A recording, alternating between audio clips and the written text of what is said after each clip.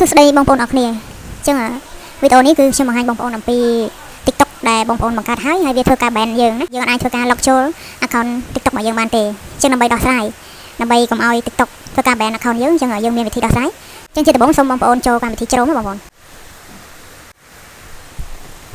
បងប្អូនវាយពាក្យថា report problem មកបងប្អូនអូខេមកដល់ថ្ងៃនេះបងប្អូនចុចចូលមកអញ្ចឹងយើងមកដល់ផ្ទាំងនេះហើយសូមបងប្អូនធ្វើការបំពេញទៅតាម topic របស់គេមកណាទីមួយបងប្អូន select កន្លែង and option ហ្នឹងមក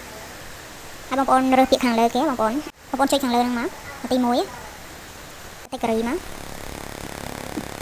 បងប្អូនចុចមកហើយបងប្អូនយកពាក្យថា ban account នេះបងប្អូនឬទី2មកទៅមកបងប្អូនសូម scroll ឡើងលើហើយបងប្អូនចុចពាក្យថា enable ណាបងប្អូនចុចខាងក្រោមគេហ្នឹងមកយើងចុចមកវាឲ្យយើងធ្វើការបំពេញព័ត៌មានបន្តទៀតអូខេចាំបងប្អូន scroll ទៀតអញ្ចឹងយើងបំពេញទៅតាមព័ត៌មានដែលគេសួរណាបងប្អូនណាទី1គឺ username ណាបងប្អូនបំពេញ username TikTok របស់យើងបងប្អូនវាយពាក្យ add តាមគេមកបងប្អូនបំពេញរួចបងប្អូនចុចបន្តទៀតបងប្អូនបំពេញ contact email បងប្អូនយកបំពេញ Gmail របស់យើងចូលមកអូខេបន្ទាប់ពីបងប្អូនបំពេញ Gmail រួចរាល់បងប្អូនចូលកន្លែង detail នេះបងប្អូនបំពេញ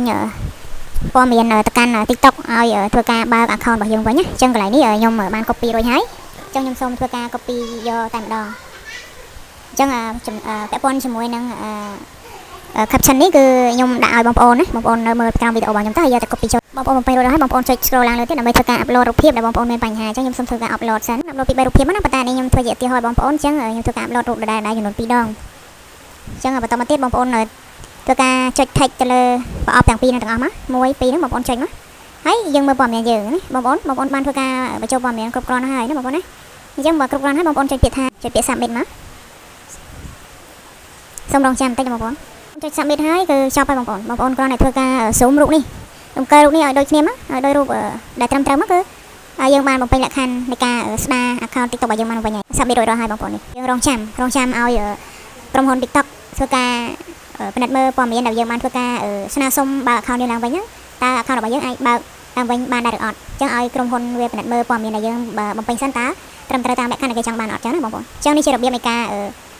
ទាមទារឬក៏ដាក់ស្នើទៅកាន់ក្រុមហ៊ុន Facebook ដើម្បីបើក account TikTok របស់យើងត្រឡប់មកវិញអញ្ចឹងវីដេអូនេះគឺមានតែប៉ុណ្្នឹងទេអរគុណបងប្អូនដែលបានទស្សនាតាំងពីដើមរហូតដល់ចប់សង្ឃឹមថាបងប្អូនអរគ្នាអាចធ្វើបានទៅតាមវីដេអូនេះអរគុណ